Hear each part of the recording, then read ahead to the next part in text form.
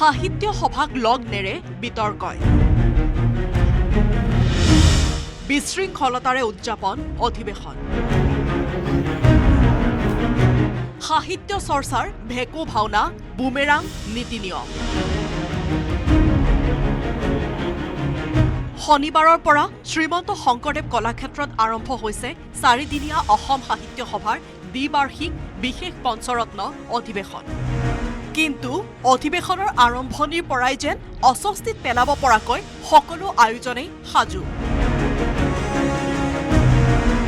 পুৱা পতাকা উত্তোলন হ'ল মূল পতাকা উত্তোলন কৰিলে কেন্দ্ৰীয় সমিতিৰ সভাপতিয়ে আন পতাকাও উত্তোলিত হ'ল পতাকা উত্তোলন কৰি ভাষণ দিবলৈ আগবাঢ়িল সভাপতি কিন্তু যথাস্থানত নাথাকিল মাইক স্মৃতি তৰ্পণ হ'ল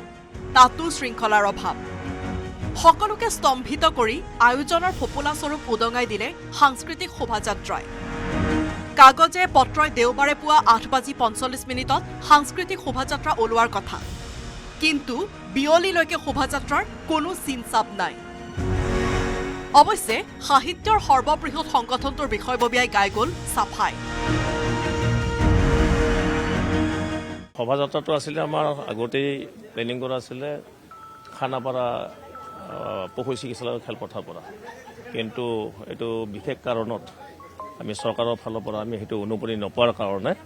আমাৰ ৰংঘৰ বাকৰিৰ পৰা আমি অনুষ্ঠুপীয়াকৈ শোভাযাত্ৰাটো কৰা হয় গুৱাহাটী মহানগৰীত কৰা আয়োজনত ইমান আশ্বাস কিয় ইমান খেলিমেলিৰে ভৰিছে পঞ্চৰত্ন অধিৱেশন উদযাপন সমিতিৰ অকপট স্বীকাৰোক্তি আদৰণি সমিতি আৰু কেন্দ্ৰীয় সমিতিৰ মাজত নাই সমন্বয় কমিউনিকেশ্যনবিলাক গেপ হৈছে সংযোগৰ অভাৱ কমিউনিকেশ্যন গেপ যাৰ ফলত মানে আপোনালোকৰ অনুষ্ঠানখিনি সুকলমে হোৱা নাই হয় সেইটো সঁচা কথা ইয়াতে কিছুমান ব্যক্তি আছে ধৰিয়া 2-এজন ব্যক্তি আছে মানে অভাৰলিপিং কৰে প্ৰকৃত সাহিত্য কৰ্মী নহয় তেনেকুৱা 2-এজন ব্যক্তি আছে যে আমাৰ মানুহ গামোচা পোৱা নাই দুজন ব্যক্তি লৈ গৈছে মই নামটো নকওঁ তাৰপিছত তাতে আপোনাৰ প্ৰত্যেকজন যিয়ে মানে পতাকা উত্তোলন কৰিব তেখেতে গামোচা পাব লাগে কিন্তু তেখেতে নাপায় যিয়ে ওচৰত থিয় দি আছে তেখেতেও গামোচা দিলে আদৰণি সমিতিৰ সভাপতিৰ মতে সাহিত্য সভাত চলিছে অনা সাহিত্যিকৰ ময়মতালি এনে অৰাজক পৰিস্থিতিৰ মাজতো অৱশ্যে সভাৰ সভাপতি ডক্টৰ বসন্ত কুমাৰ গোস্বামীয়ে ক'ব বিচাৰে ৰাজনৈতিক চক্ৰান্ত আঁতৰাই জিলিকি থাকিব অসম সাহিত্য সভা আমি সাংস্কৃতিকভাৱে সদায় এক ৰাজনীতিয়ে আমাক বিভেদৰ বীজ সুমুৱাই দিছে যদিও সংস্কৃতিৰে আমি সদায় জাতি ধৰ্ম বৰ্ণ নিৰ্বিশেষে সদায় এক হৈ থাকিম এটা অনুষ্ঠান সুকলমে অনুষ্ঠিত নোহোৱা এই অধিৱেশনত নাই সাহিত্যিক নাই সাহিত্যানুৰাগীৰ সঁহাৰি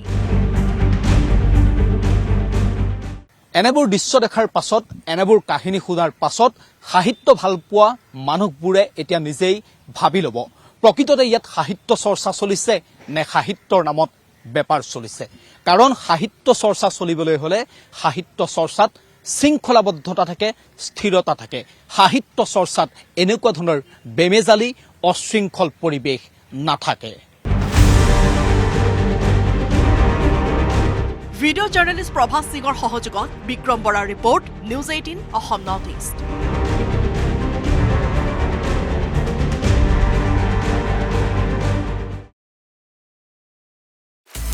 আপুনি বিচৰা বাতৰি পাব কেৱল নিউজ 18 এপত